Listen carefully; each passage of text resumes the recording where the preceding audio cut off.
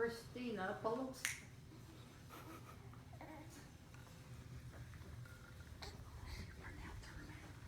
Pelosios. Hello everyone. Today we're going to be talking about smoking and how everyone here should quit smoking if you do smoke.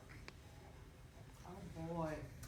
2 of 3 of them sitting here. Do you really know what's in your cigarettes?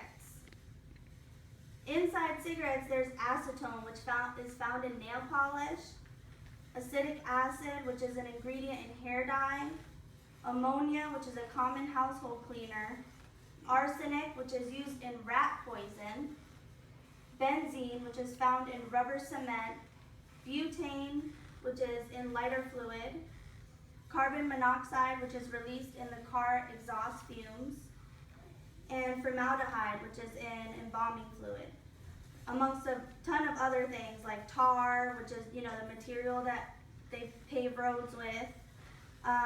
The nicotine is also used as an insecticide. So there's a lot of harmful chemicals here that you ingest in your body every time you smoke cigarettes. So smoking cigarettes will kill you. In the past 50 years, 20 million people have died prematurely because of smoking. That's more than the populations of 5 largest U.S. cities. And smoking harms every organ in your body. So we're going to talk about next some diseases that are most common for cigarette smokers. According to the American Lung Association, there are approximately 600 ingredients in cigarettes. When they're burned, they create more than 7,000 chemicals, and at least 69 of those chemicals are known to cause cancer, and many are poisonous.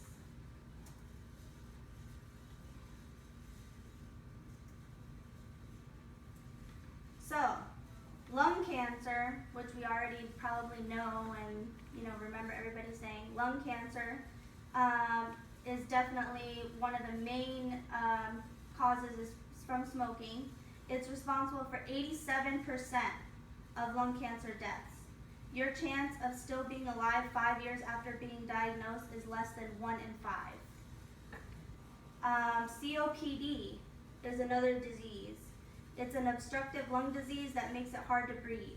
It causes serious long-term disability and early death. 80% of all COPD is caused by cigarette smoking. COPD is the 3rd leading cause of death in the United States.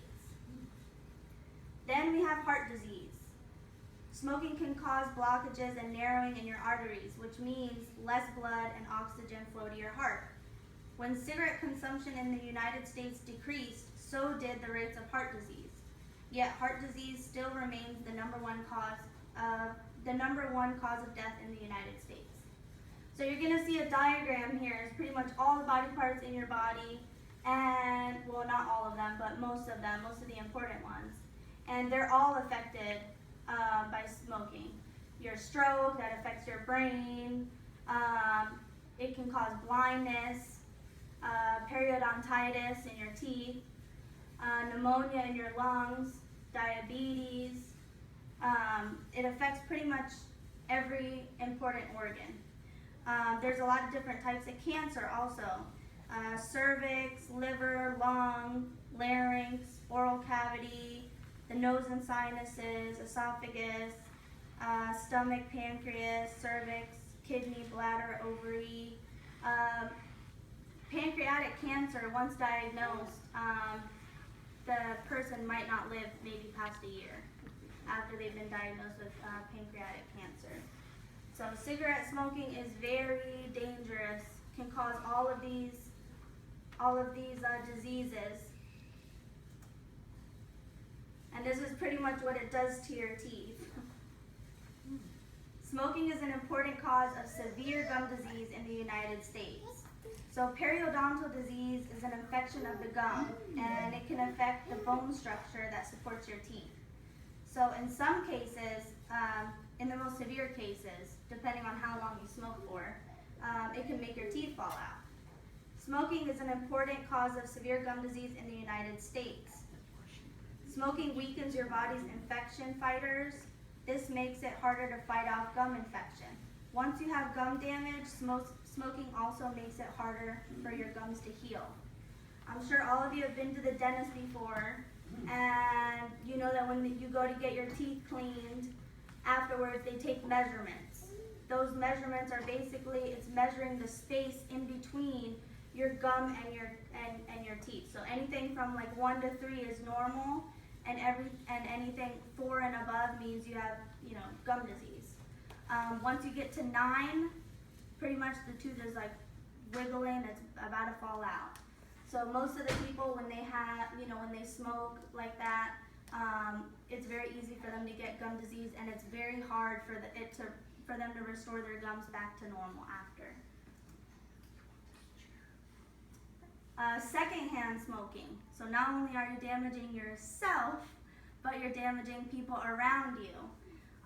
In adults, just being, around secondhand smoke, you're exposed, to all those toxins, and you can, suffer a stroke, lung cancer also, heart disease.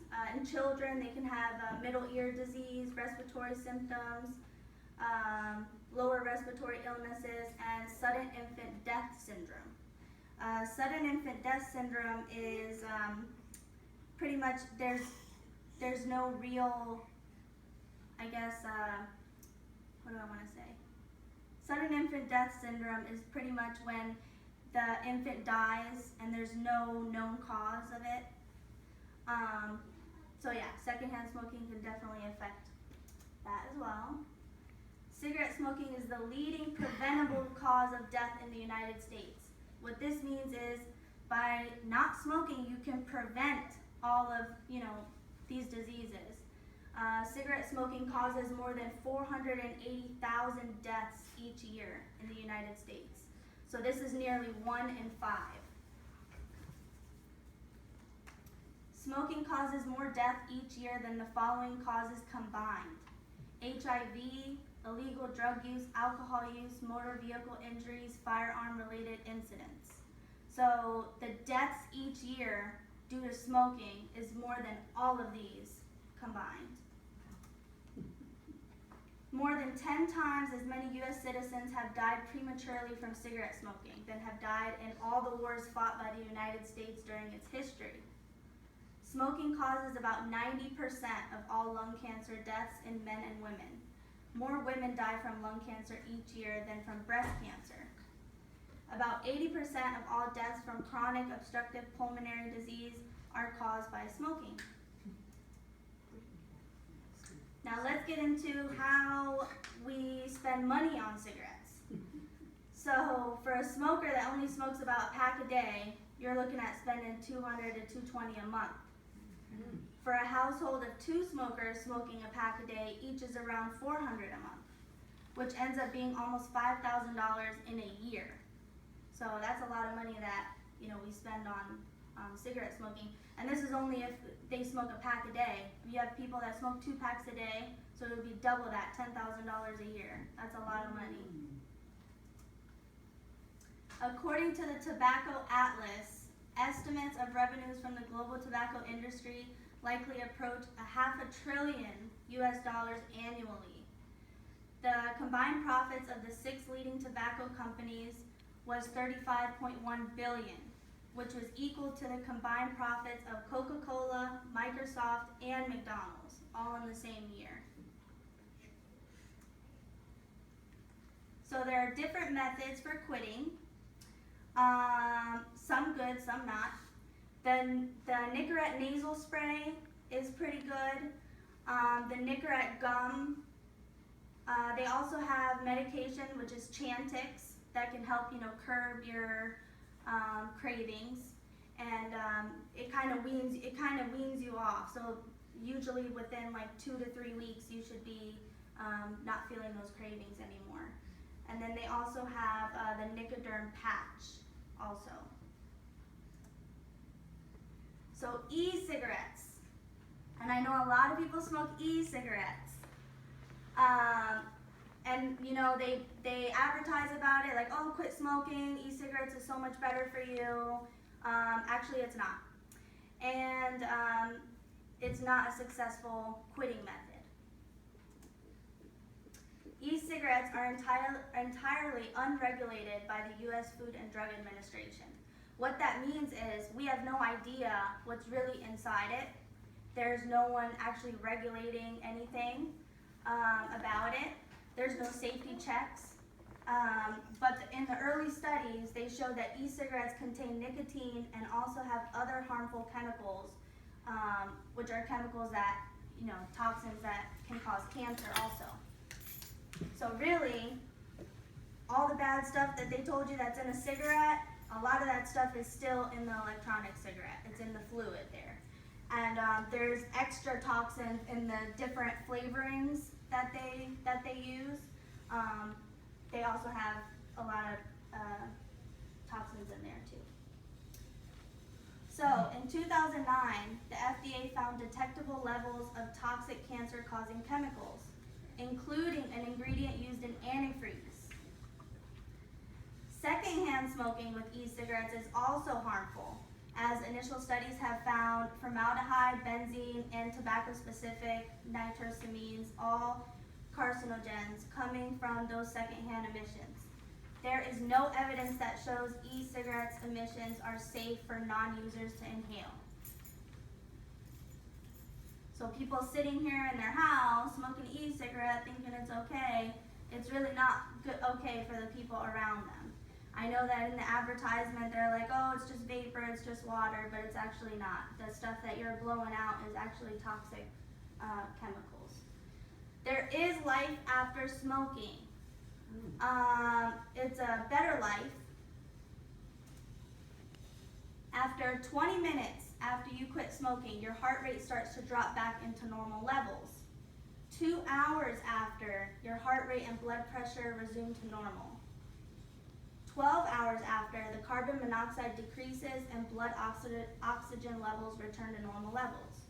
24 hours, your heart attack risks drop. 48 hours, your senses come back. Your smell, your taste. 3 days later, the nicotine is completely gone. 2 to 3 weeks after you quit smoking, your circulation and lung function improves significantly. Lungs feel more clear and it's easier to breathe. After 1 to 9 months, lungs begin to repair and function properly, decreasing risk for infection. After 1 year, your risk of heart disease is lowered already by 50%. And after 5 years, your risk of having a stroke is the same as someone who wouldn't smoke. So what we can see from this is if you quit smoking, a lot of these organs will kind of regenerate, will kind of, heal itself. And so I know that a lot of people are like, oh, I've been smoking for 30 years now, and if it hasn't killed me now, it's not gonna, you know what I mean? But if you do stop, then, you lower your chances of having all of these complications.